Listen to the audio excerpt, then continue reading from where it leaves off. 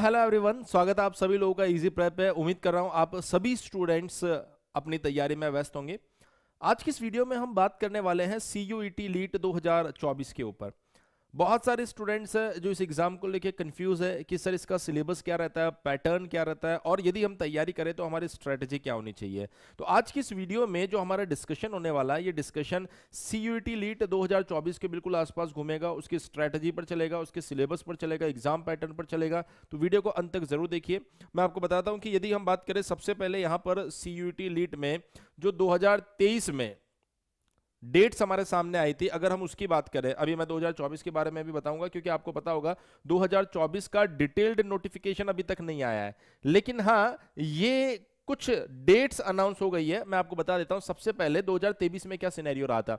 2023 के अंदर 9 फरवरी से लेकर 12 मार्च के बीच में आप देख सकते हैं एप्लीकेशन फॉर्म भरे गए थे। इसका मतलब यह हुआ कि यदि आप इस बार भी एक्सपेक्ट करें तो अब CUET लीट 2024 का डिटेल्ड नोटिफिकेशन आने वाला है। पहला इंपॉर्टेंट पॉइंट। दूसरा इंपॉर्टेंट पॉइंट अगर आप देखेंगे तो लास्ट डेट आप समझ सकते हैं कि 9 फरवरी से 12 मार्च है। उसके बाद में ट्रांजैक्शन वगैरह के लिए लास्ट डेट दी गई है, जिसके लिए मेरे ख्याल से अभी आपको इतना जानने की जरूरत नहीं है। यहां पर जो इंपॉर्टेंट डेट फिर निकल कर आती है वो है date of examination. Last time पर जो डेट ऑफ एग्जामिनेशन आपको दी थी वो थी 21 मई से लेकर 31 मई तक, लेकिन इस बार डेट का नोटिफिकेशन आ चुका है पहले ही। आप लोगों को अगर नहीं पता है तो मैं बता देता हूं, 15 मई से लेकर 31 मई के बीच में आपका CUET लीट का एग्जाम होने वाला है। ये पहले ही आ चुका है, लेकिन हाँ डिटेल्ड नोटिफिकेशन अभी तक नहीं आया। तो मेरे ख्याल से ये दोनों इंपॉर्टेंट डेट्स थी जो मैंने आपको बता दिया है। यानी कि सर अगर हम ये एक्सपेक्ट करके नोटिफिकेशन कब आने वाला है, तो आप देखेंगे कुछ ही दिन के अंदर, यानी इसी वीक के अंदर आपके पास हमें डिटेल्ड नोटिफिकेशन आने वाला है। दूसरा इंपॉर्टेंट पॉइंट, एग्जाम कब होने वाला है ये इंफॉर्मेशन आ चुकी है, इसका नोटिस आ चुका है, जिसके अंदर आपको बताया गया है कि जो एग्जाम आपका होने वाला है वो 15 मई से 31 मई के बीच में रहने वाला है, यानी कि स्लॉट बढ़ा दिया गया है। तो स्टूडेंट्स इंक्रीज हो गए होंगे। अब अगर हम बात करें कि सर जब CUET का हम एग्जाम देते हैं तो वहां पर कुछ चीजें हैं जो आपको ध्यान रखनी होती है। जैसे अगर मैं बात करूं CUET के अंदर, आप जानते हैं सभी बच्चे, अगर आप लीट का एग्जाम देने जा रहे हैं तो उसमें एक जनरल टेस्ट आपको देना पड़ेगा। इसके अलावा आपको डोमेन स्पेसिफिक सब्जेक्ट भी देने पड़ते हैं, यानी CUET के अंदर आपको वो डोमेन सब्जेक्ट चूज करने पड़ते हैं। इसलिए जो फीस है वो भी आपको थोड़ी सी अलग तरीके से दिखाई देगी। जैसे यहां पर मेंशन किया गया अप टू 3 सब्जेक्ट, अगर आप 3 सब्जेक्ट लेते हैं तो आपकी फीस 750 रहेगी जनरल स्टूडेंट के लिए। अप टू 7 सब्जेक्ट, अगर आप 7 सब्जेक्ट लेते हैं तो आपकी जो फीस रहेगी वो 1500 रुपए रहेगी। और आप अगर 10 सब्जेक्ट लेते हैं तो आपके पास जो फीस रहेगी वो यहां पर आप देख सकते हैं 1750 रुपए रहेगी। अगर मैं बात करूं CUET लीट, तो CUET लीट वाले स्टूडेंट्स को एक जनरल टेस्ट देना होता है, उसके साथ में 2 डोमेन स्पेसिफिक सब्जेक्ट देने होते हैं। कौन से वो सब्जेक्ट देने होते हैं वो भी मैं आपको बताऊंगा। ये 2023 की स्ट्रेटजी में बता रहा हूं, 2023 में क्या हुआ था। अच्छा सर, CUET लीट का जो पेपर आता है उसके अंदर किस तरह के क्वेश्चन होते हैं, तो जो 2023 में ये कंप्यूटर बेस्ड यानी CBT टेस्ट रहा था, मोस्ट प्रोबेबली इस बार भी ऐसा ही रहेगा।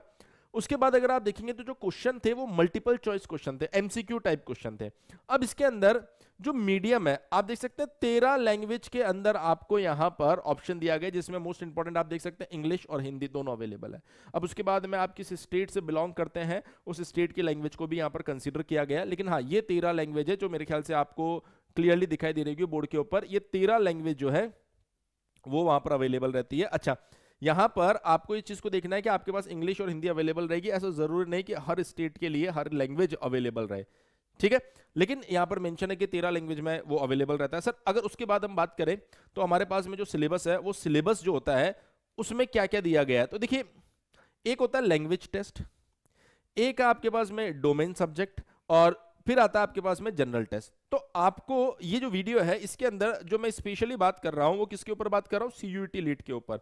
यदि मैं CUET लीट की बात कर रहा हूं बेटा, तो आपको ध्यान रखना है कि लैंग्वेज टेस्ट तो देना नहीं पड़ता, आपको देना पड़ेगा डोमेन टेस्ट, डोमेन सब्जेक्ट वहां पर चूज करना पड़ेगा, और आपको एक जनरल टेस्ट देना पड़ेगा। तो जनरल टेस्ट तो आपको देना ही देना है, लेकिन डोमेन के अंदर आपको 2 सब्जेक्ट चूज करने होते हैं। पहला जो डोमेन आपके पास में रहेगा D1, उसके अंदर आपके पास में मैथमेटिक्स रहेगी, अभी मैं उसके बारे में बात करूंगा कौन सी मैथमेटिक्स रहने वाली है। और दूसरा जो आपके पास में रहता है उसमें आपके पास में 2 सब्जेक्ट रहते हैं। यदि मैं बात करूं तो एक आपके पास में इंजीनियरिंग ग्राफिक्स रहता है, और ऑप्शन में आपके पास में कंप्यूटर साइंस रहता है। क्लियर है, तो इन दोनों में से एक चूज करना होता है, ये कंपलसरी है। तो ओवरऑल आपके पास में जनरल टेस्ट, मैथ्स और इन दोनों में से कोई एक। जब आप सिलेबस देखेंगे तो इसका सिलेबस बहुत कम होता है, इसलिए अक्सर बच्चे इसको प्रेफर कर लेते हैं, इसका सिलेबस बहुत डिटेल में दिया गया है तो अक्सर बच्चे इसको इग्नोर कर देते हैं। तो मैंने आपको बता दिया कि हाँ इस तरीके से आप सिलेबस को देख सकते हैं। क्लियर है? रजिस्ट्रेशन ऑनलाइन होता है ये, इसमें कोई कंफ्यूजन वाली बात नहीं होनी चाहिए।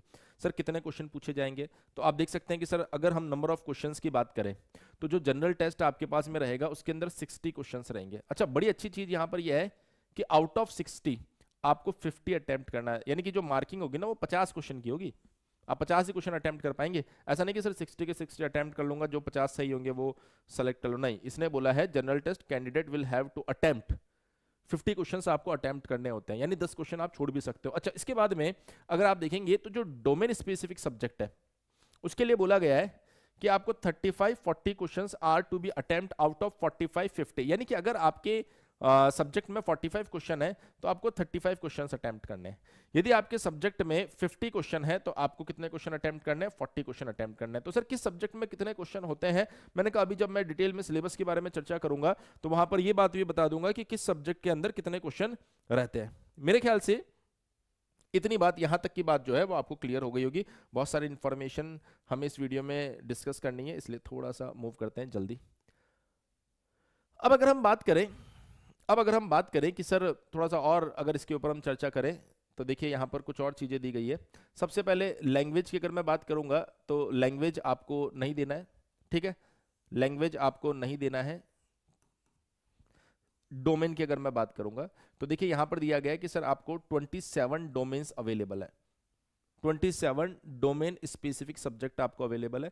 जो अभी मैंने 2 मिनट पहले बताया था, अगर 45 क्वेश्चन उसमें से है तो 35, 50 क्वेश्चन उसमें है तो 40 क्वेश्चन आपको अटेम्प्ट करना है, ठीक है। यहां पर बोला गया है कि यूनिवर्सिटी, जिस यूनिवर्सिटी में आप एडमिशन लेना चाह रहे हैं उस यूनिवर्सिटी के अकॉर्डिंग आपको सब्जेक्ट सेलेक्ट करने होते हैं। तो 27 डोमेन में से आपको कौन से सेलेक्ट करना है वो मैं बताऊंगा, आप चिंता मत करो। उसके बाद में तीसरा सेक्शन, इसने बोला है कि सर आपके पास 3 सेक्शन है। सेक्शन 1 के अंदर 2 पार्ट होते हैं, सेक्शन 2 है, सेक्शन 3। हमें 1 से कोई मतलब नहीं है, हमें सेक्शन 2 और सेक्शन 3 पर काम करना है। सेक्शन 3 में जनरल टेस्ट है, जनरल टेस्ट का सिलेबस भी मैं बता दूंगा आपको। अभी थोड़ी देर पहले मैंने आपको ये बताया था कि इसमें सर 60 क्वेश्चन होते हैं और 50 आपको अटेम्प्ट करना होता है। ये पॉइंट जो है ये डिस्कस हो चुका है, क्लियर है। अच्छा, यहां पर क्लियरली, हालांकि इन सब चीजों से आपको मतलब नहीं क्योंकि आप सीयूटी लीड की बात कर रहे हैं, तो मैं इस पॉइंट को यहां पर स्किप कर देता हूं। सर जो 27 डोमेन है उसमें से अगर हम यहां पर फोकस करें तो देखिए हमें कौन कौन सा सब्जेक्ट सेलेक्ट करना है। 27 डोमेन की लिस्ट है ये, 301 ये इसके कोड होते हैं, जिस कोड से आप इसके सिलेबस को भी देख सकते हैं। तो सर देखिए एक तो आ गया आपके पास में कंप्यूटर साइंस इंफॉर्मेटिक प्रैक्टिसेस, इसका कोड है 308। तो एक तो आपको 308 ये जो कोड है ये मैं 2023 की उसमें से देखकर बता रहा हूं, है ना। हो सकता है वैसे तो 2024 में उनको चेंज नहीं करना चाहिए, हो सकता है अगर चेंज कर दिया जाए तो आपको घबराने की जरूरत नहीं भाई, उसमें जो कोड है उसके हिसाब से आप सिलेबस देख सकते हो। तो जो यहाँ पर पहला कोड हमें देखने को मिल रहा है वो कौन सा है? 308। एक तो ये आपको सेलेक्ट करना होता है। अच्छा, ये तब आपको सेलेक्ट करना है जब आप इंजीनियरिंग ग्राफिक्स सेलेक्ट नहीं करते हैं। अगर आप इंजीनियरिंग ग्राफिक्स सेलेक्ट कर लेते हैं तो आपका कोड क्या बन जाएगा? 310। आपका कोड क्या बन जाएगा बेटा यहाँ पर? 310। तो आप 310 और 308 में से एक चूज करेंगे, ठीक है। उसके बाद में अगर आप देखेंगे तो एक आपके पास में होगा 319, 319, ये कंपलसरी है। ये क्या हो गया सर? कंपलसरी हो गया। इसके अंदर मैथमेटिक्स ऑब्लिक अप्लाइड मैथमेटिक्स। तो यानी कि सर अगर मैं टेस्ट देने जा रहा हूं तो मुझे क्या क्या सेलेक्ट करना है? जनरल टेस्ट तो मुझे देना ही देना है, ठीक है सर, कोई दिक्कत नहीं है, ये तो हम जरूर देंगे। उसके बाद में अगर मैं बात करूं डोमेन 1, तो डोमेन 1 में आपका मैथ्स हो गया, यानी 319 नंबर कोड का सब्जेक्ट आपको चूज करना है। अगर मैं डोमेन 2 की बात करूं तो डोमेन 2 में आपके पास में 2 चॉइस है, पहला आ गया 308 और दूसरा आ गया आपके पास में 310। तो बेसिकली इसका सिलेबस कम होने की वजह से, इंजीनियरिंग ग्राफिक का सिलेबस कम होने की वजह से ज्यादा बच्चे इसको प्रेफर करते हैं, यानी जनरल टेस्ट डोमेन 1 डोमेन 2 ये आपको देना होता है। जनरल टेस्ट में कितने क्वेश्चन होते हैं बता चुका हूं मैं आपको, जनरल टेस्ट का सिलेबस भी मैं आपको बता दूंगा, और डोमेन 1 डोमेन 2 इनमें कितने क्वेश्चन है वो भी मैं बता दूंगा। ये क्लियर हो चुका है कि यदि 45 क्वेश्चन होते हैं तो 35 अटेम्प्ट करने, यदि 50 क्वेश्चन है तो 40 अटेम्प्ट करना। आई होप यहां तक की बात आपको समझ में आ गई होगी, मतलब इस चीज पर आपको फोकस करना है, इसके अलावा किसी सेगमेंट को आपको ध्यान से, किसी सेगमेंट पर आपको ध्यान देने की जरूरत नहीं है। चलिए बढ़ते हैं आगे, यहां से थोड़ा सा आगे बढ़ते हैं। ये देखिए ये आ गया आपके पास में जनरल टेस्ट की कहानी। सर जनरल टेस्ट के अंदर यदि हम केयरफुली यहां पर ऑब्जर्व करें तो जनरल टेस्ट के अंदर क्या हो रहा है? देखिए जनरल टेस्ट के अंदर अगेन वही कहानी, आपको पता होना चाहिए 60 क्वेश्चंस आपके पास में रहते हैं, जिसमें से 50 क्वेश्चंस आपको अटेम्प्ट करना होता है। अब इसके सिलेबस को आप ध्यान से देखिए। सबसे पहले general knowledge, current affairs, clear है। उसके बाद में general mental ability, numerical ability, reasoning, reasoning के टॉपिक भी दिए गए, लॉजिकल एंड एनालिटिक रीजनिंग। यानी कि अगर आप देखें तो इसके अंदर हमें दिया गया रीजनिंग, इसके अंदर हमें दिया गया एप्टीट्यूड, इसके अंदर हमें दिया गया जनरल नॉलेज, इसके अंदर हमें दिया गया करंट अफेयर्स, क्लियर है।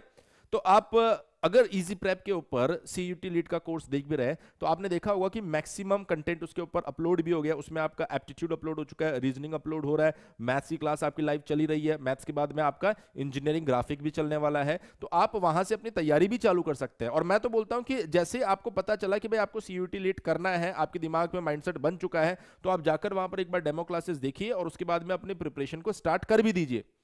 क्योंकि वहां जब आप क्वालिटी को देखेंगे तब आपको समझ में आएगा कि हाँ, जिस लेवल का क्वेश्चन पूछा जा रहा है उससे 2 लेवल ऊपर हमसे डिस्कस किया जा रहा है। अगर 2 लेवल ऊपर डिस्कस किया जा रहा है तो 100% आप वहां का क्वेश्चन जरूर बना के आएंगे। तो सर ये जनरल टेस्ट है, मेरे ख्याल से किसी बच्चे को इसमें कोई कंफ्यूजन नहीं होना चाहिए। अगर हम बाकी सिलेबस की बात करें, तो ये है आपके पास में मैथमेटिक्स की कहानी। इस कहानी को थोड़ा सा समझ लीजिए। बहुत सारे बच्चे कंफ्यूज रहते हैं, कि सर वो समझ ही नहीं आ रहा, मैथमेटिक्स के 2-3 सिलेबस दे दिए उसने। देखिए यहां पर क्या बोला गया, there will be 1 question paper which will contain 2 sections. एक क्वेश्चन पेपर होगा जिसमें 2 सेक्शन रहेंगे। मैंने कहा मान लीजिए सेक्शन 1 और ये बन गया सेक्शन 2, परफेक्ट। हमने कहा ठीक है सर, बिल्कुल परफेक्ट। सेक्शन ए नाम दिया तो हम भी ए दे देते हैं, कोई दिक्कत वाली बात नहीं है। और इसको क्या नाम दे दे बेटा, इसको दे देते b. Section a and section b, b में 2 पार्ट है, एक B1 एक B2। हमने कहा ठीक है। Section A will have 15 question. इसके पास कितने क्वेश्चन रहेंगे बेटा, 15 क्वेश्चंस, परफेक्ट।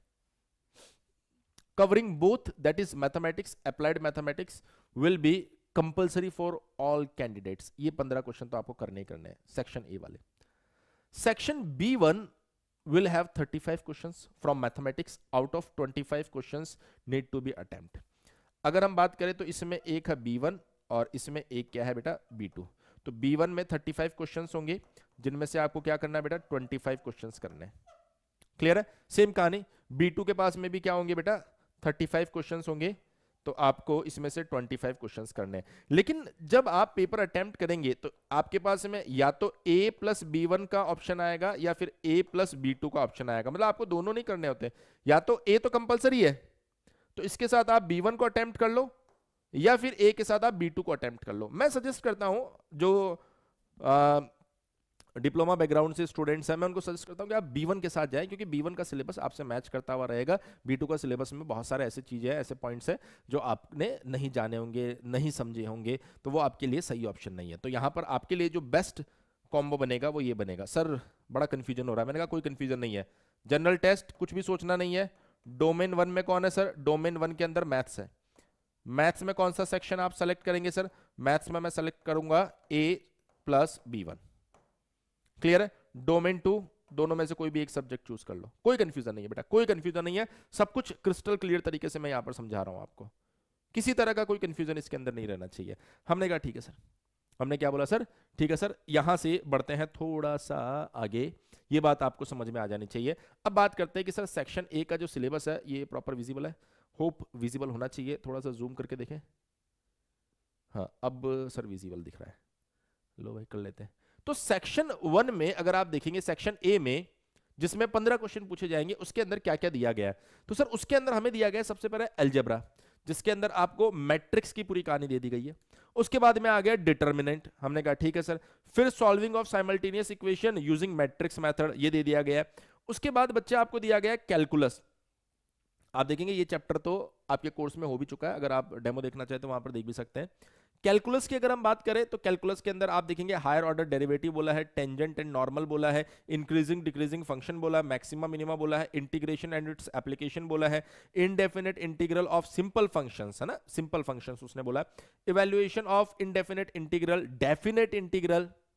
अभी काफी समय से बच्चे इनडेफिनेट और डेफिनेट इंटीग्रल वाला चैप्टर ही पढ़ रहे थे, तो काफी इंजॉय कर रहे थे। इंजॉय इसलिए कर रहे थे क्योंकि ये बड़ा ही डरावना चैप्टर होता है, और इस डरावने चैप्टर को यदि आपको समझना है तो बहुत पेशेंस रखना होता है ना। डेमोस अवेलेबल, आप आराम से देखिए। Application of integration as area under the curve, area under the curve, differential equation दिया गया, प्रोबेबिलिटी डिस्ट्रीब्यूशंस दिए गए हैं, लीनियर प्रोग्रामिंग दिया गया है आपको। हर एक टॉपिक वहां पर कवर करवाया जा रहा है। लाइव कोर्स है, तो ऐसा नहीं कि भाई आप आज जाके देखें वहां पर कि सर ये 15 टॉपिक है, 15 क्यों नहीं है। लाइव है बेटा, लाइव क्लास चलती है मैथ्स की। कारण क्या है कि मैथ्स एक ऐसा सब्जेक्ट है, यदि आप लाइव नहीं करेंगे तो आपको थोड़ा सा डाउट आपके दिमाग में घूमते रहेंगे। तो वो ए का सिलेबस मैंने बताया। अब मैंने कहा था ए के साथ आपको B1 का कॉम्बो लेना पड़ेगा। सर B1 का कॉम्बो मतलब, क्योंकि 35 क्वेश्चंस तो B1 से आएंगे ना। हाँ, अब इसके सिलेबस को जब आप देखेंगे ना तब आपको और मजा आएगा। ऐसा क्यों? क्योंकि देखो इसमें रिलेशन एंड फंक्शन तो है, इनवर्स ट्रिग्नोमेट्रिक फंक्शन है, फिर से मैट्रिसेस आ गया, फिर से डिटर्मिनेंट आ गया, फिर से कैलकुलस आ गया, फिर से इंटीग्रल आ गया। इसीलिए मैंने कहा था कि B1 सेलेक्ट कीजिए, बहुत कुछ मैच कर जाएगा। वैसे application of integral, differential equation. अब यहां पर आपके पास में वेक्टर नया आ गया, 3D ज्योमेट्री नया आ गया B1 में, लीनियर प्रोग्रामिंग उसमें भी था, और प्रोबेबिलिटी, उसमें प्रोबेबिलिटी डिस्ट्रीब्यूशंस थे। यहाँ पर बेसिक प्रोबेबिलिटी की बात हो रही है। तो मेरे ख्याल से जो मैंने सजेशन आपको दिया है कि आप जब मैथमेटिक्स के लिए कॉम्बो बनाए तो आपको लेना है A + B1, और क्यों लेना है इस बात को भी आप लोग समझ गए होंगे। ठीक है, ठीक है सर, नो इशू। अब बात करते हैं इंजीनियरिंग ग्राफिक्स के सिलेबस पर। देखिए इंजीनियरिंग ग्राफिक्स के लिए सिलेबस को यदि आप ध्यान से देखेंगे तो थोड़ा सा जूम कर देता हूं, ताकि आप स्क्रीनशॉट लेना चाहे तो आप स्क्रीनशॉट भी ले लीजिए, वरना आप इजी प्रेप के जो टेलीग्राम चैनल है उस पर जाके भी इस PDF को देख सकते हैं। तो देखिए यूनिट 1 आपको दिया गया है, ये इतनी सारी बातें हैं, सारी यहाँ पर पढ़कर टाइम वेस्ट करने से तो कोई फायदा है नहीं है। उसके बाद में इसी तरीके से यूनिट 2 दिया गया है, और ये यूनिट 3 दिया गया है।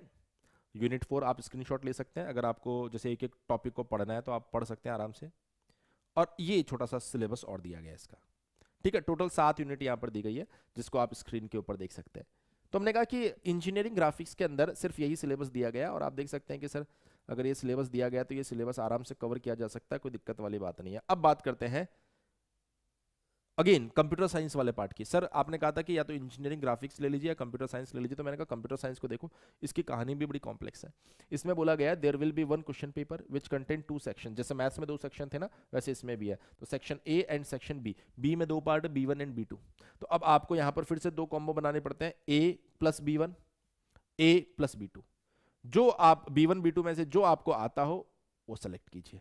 मैथमेटिक्स में मैंने आपको आइडिया दे दिया कि भैया B1 ज़्यादा अच्छा है, इसलिए आप उसको सेलेक्ट कीजिए। और यहाँ पर भी अगर आप देखेंगे तो आप अपनी चॉइस से सेलेक्ट कर सकते हैं। A में 15 क्वेश्चन होंगे जो कंपलसरी रहेंगे ऑफकोर्स। B1 के अंदर 35 क्वेश्चन है, जिसमें से 25 करना है। अगर आप B2 लेते हैं तो सेम 35 क्वेश्चन है और 25 क्वेश्चन आपको करना है। इसका सिलेबस भी यहाँ पर अवेलेबल है हमारे पास में, आप देख सकते हैं स्क्रीन के ऊपर सिलेबस है। चाहे तो कोई बच्चा स्क्रीनशॉट लेना चाहे तो ले सकता है ना। अब एक एक टॉपिक पढ़कर तो किसी तरह से कोई फायदा होने वाला है नहीं, कि हम सोचे सर एक एक टॉपिक पढ़ लेते हैं और इसमें वीडियो में 10 मिनट और बढ़ा दे, कोई फायदा नहीं होगा। ये आराम से आप स्क्रीनशॉट ले सकते हैं। ये सेक्शन A का पार्ट था, है ना। अब अगर मान लीजिए आपको देखना B1 में क्या सिलेबस है, तो ये B1 के चैप्टर्स भी मैं कंप्लीट लेके आया हूं। आप चाहे तो आप यहां पर स्क्रीनशॉट ले सकते हैं। मैं स्लोली इसको ऊपर की साइड स्लाइड कर रहा हूं, इसलिए स्लाइड कर रहा हूं ताकि अगर कोई बच्चा चाहे तो स्क्रीनशॉट ले सकता है, और मैं फ्रेम से इसीलिए बाहर हूं। पोज करके आप स्क्रीनशॉट ले सकते हैं। सर ये जो सिलेबस आपने बताया है, ये 8 चैप्टर जो आपके पास में आए हैं, अभी ख़त्म नहीं हुई है कहानी। ये चैप्टर नंबर 9, ये B1 का पार्ट था और ये B2 का पार्ट है। ठीक है, आप चाहे तो इसका भी स्क्रीनशॉट ले सकते हैं। इजी प्रेप एप्लीकेशन का जो फ्री सेक्शन है, उस फ्री सेक्शन पर जाकर आप इस PDF को भी ले सकते हैं, कि अगर आपको सर स्क्रीनशॉट नहीं लेना, सर हमें तो PDF ही लेना है, तो आप इजी प्रेप एप्लीकेशन डाउनलोड कर सकते हैं और वहाँ से इस PDF को ले सकते हैं। एप्लीकेशन डाउनलोड करने के लिए वीडियो के डिस्क्रिप्शन में 2-3 चीज़ें हमने रखी है। एक एप्लीकेशन का लिंक है जहाँ से आप उसको डायरेक्ट डाउनलोड कर सकते हैं। दूसरा, यदि हम बात करें तो एक गूगल फॉर्म भी हमने डाल रखा है, कि यदि मान लीजिए कि आप CUET लीट की तैयारी कर रहे हैं और लीट की तैयारी में आपको कोई समस्या आ रही है, तो ऐसी कंडीशन में आप वहाँ पर अपना नाम और नंबर जैसे डालेंगे, हमारी टीम आपसे कांटेक्ट करेगी, आपकी जो भी क्वेरीज रहेगी उसको भी सॉल्व कर देगी। बहुत इंपॉर्टेंट चीज़ की बच्चे बोलते हैं कि सर एक CUET लीट की अगर हम बात करें तो बेस्ट कोर्स हमें कभी नहीं मिला आज तक उसके लिए। हमने कहा कि देखिए CUET लीट की अगर आप तैयारी कर रहे हैं या इवन किसी भी लीट एग्जाम की तैयारी कर रहे हैं, तो आपने देखा होगा कि जो इजी प्रेप है, जिसके ऊपर हर एक लीट एग्जाम के लिए सेपरेट कोर्सेज चल रहे हैं। भले ही आप बिहार का BCC LE ले लीजिए, यदि आप बात करेंगे झारखंड का, झारखंड D2D एग्जाम ले लीजिए, या फिर आप वेस्ट बंगाल का जीलेट एग्जाम ले लीजिए, या फिर आप DTU के लिए DTU लीट ले लीजिए, IPU के लिए IPU लीट ले लीजिए, या फिर आप CUET लीट जो कि यूपी के स्टूडेंट्स के लिए स्पेशली फेमस है। तो आप किसी भी, उड़ीसा के लिए अगर आप OJEE की बात करें, तो आप किसी भी लीट एग्जाम की बात यदि करते हैं तो उन सब के लिए जो वन स्टॉप सॉल्यूशन है वो है इजी प्रेप, जहां पर हमने लास्ट ईयर भी टॉप 100 के अंदर 40 स्टूडेंट्स हमारे इजी प्रेप एप्लीकेशन या इजी प्रेप, अगर मैं फैमिली की बात करूं तो वहां से सेलेक्ट हुए थे। कारण यही है कि जब आप कोर्स को ध्यान से देखेंगे तो वहां पर आप उस क्वालिटी को अगर महसूस करेंगे, आप देखेंगे कि किस तरीके से वहां पर पढ़ाया जा रहा है, एक एक चीज को जीरो से पढ़ाया जा रहा है, थ्योरी बताई जा रही है, क्वेश्चन करवाए जा रहे हैं, सब कुछ अगर आप देखेंगे। क्योंकि जो कोर्स हम लेकर आते हैं उस कोर्स की खास बात यह है कि पहले वहां पर थ्योरेटिकल पार्ट पढ़ाया जाता है, फिर मोस्ट एक्सपेक्टेड क्वेश्चन भी करवाए जाते हैं, फिर PYQ क्वेश्चंस भी करवाए जाते हैं, जिससे स्टूडेंट्स को बहुत कुछ आइडिया लग जाता है कि सर हमने पढ़ लिया है, पढ़ने के साथ साथ हमने जो पिछले साल क्वेश्चन आए थे वो भी सॉल्व कर लिए हैं, जो इस साल आ सकते हैं वो भी सॉल्व कर लिए हैं। तो एक कॉन्फिडेंस जब हाई लेवल पर हमारा चला जाता है तो एग्जाम में अपना बेस्ट देने के चांसेस बढ़ जाते हैं। अगर आप देखेंगे यहाँ पर तो BCC LE के लिए सेपरेट कोर्स अवेलेबल है, GLET के लिए सेपरेट कोर्स अवेलेबल है, और CUET लीट, क्योंकि आज के इस वीडियो में हमने CUET लीट के ऊपर ज्यादा फोकस किया, तो आप एप्लीकेशन पर जाकर देख सकते हैं कि CUET लीट का भी डेडिकेटेड कोर्स वहां पर अवेलेबल है, जिसके अंदर आपके कंप्लीट जनरल टेस्ट हो या डोमेन 1 हो या डोमेन 2 हो, उनको कवर करवाया जा रहा है। उनके क्लासेस को आप लाइव भी देख पा रहे हैं, रिकॉर्डेड भी देख पा रहे हैं, जिसमें मैथ्स आपका लाइव चलता है, इंजीनियरिंग ग्राफिक्स जो होगा मैथ्स के बाद में आपका लाइव चलेगा, रीजनिंग एप्टीट्यूड हम अपलोड कर रहे हैं उसके ऊपर, जनरल नॉलेज वाला पार्ट हम अपलोड करने वाले हैं उसके ऊपर। तो ये सारी चीजें आप क्या कर सकते हैं वहां पर देख सकते हैं। PYQ और मोस्ट एक्सपेक्टेड क्वेश्चन करवाए जाएंगे, PDF नोट्स जो भी क्लास में लिखा जा रहा है उसके PDF नोट्स भी आपको प्रोवाइड करवाया जा रहा है, 24/7 टेक्निकल सपोर्ट आपको दिया जा रहा है। अब देखिए यहाँ पर ये कंप्लीट कोर्स जो है ये सिर्फ 999 रुपए का था, जिसमें हमने अर्ली बर्ड डिस्काउंट रखा है कि आप इसे 899 रुपीज में बाय कर सकते हैं इस 100 इजी प्रेप कोड की मदद से। आप वहां पर अप्लाई कोड में 100 इजी प्रेप कोड अप्लाई करेंगे तो आपको इसके ऊपर भी 10% एडिशनल डिस्काउंट मिल जाएगा। तो ये क्वालिटी कोर्स हम आप लोगों को प्रोवाइड कर रहे हैं, लेकिन हाँ आपको जरूर कहेंगे कि कोर्स बाय करने से पहले आप डेमो क्लासेस जरूर देखिए, जिससे कि जब आपको सेटिस्फेक्शन हो जाए कि सर वाकई में क्वालिटी चीजें पढ़ाई जा रही है, उसके बाद ही आप इस कोर्स के साथ जाएं। और स्टिल अगर फिर भी कोई समस्या रहती है तो आप हमारे हेल्पलाइन नंबर के ऊपर भी बात कर सकते हैं। तो हमारा जो हेल्पलाइन नंबर यहां पर है मैं लिख देता हूं यहां पर अलग से, 7014639318। आप इस हेल्पलाइन नंबर के ऊपर कांटेक्ट कर सकते हैं यदि मान लीजिए आपको किसी भी तरह का कोई भी कंफ्यूजन रहता है। तो इस हेल्पलाइन नंबर के ऊपर आप कांटेक्ट कर सकते हैं अगर आपको कोई भी कंफ्यूजन रहता है तो। अदरवाइज आप बेस्ट ऑप्शन है इजी प्रेप ऐप डाउनलोड कीजिए और खुद से जाके कोर्स को देखिए। फिर भी अगर कोर्स से रिलेटेड कोई कंफ्यूजन रहता है तो हमारा हेल्पलाइन नंबर अवेलेबल है, गूगल फॉर्म हमने अटैच कर रखा है, हमारे टेलीग्राम ग्रुप पर आप जुड़ सकते हैं, सारी फैसिलिटीज अवेलेबल है। But the most important point, channel को सब्सक्राइब करके जरूर रखिए क्योंकि लीड से जुड़ी सभी जानकारी अब इस चैनल पर आपको मिलने वाली है। थैंक यू सो मच, बने रहिए इजी प्रेप के ऊपर।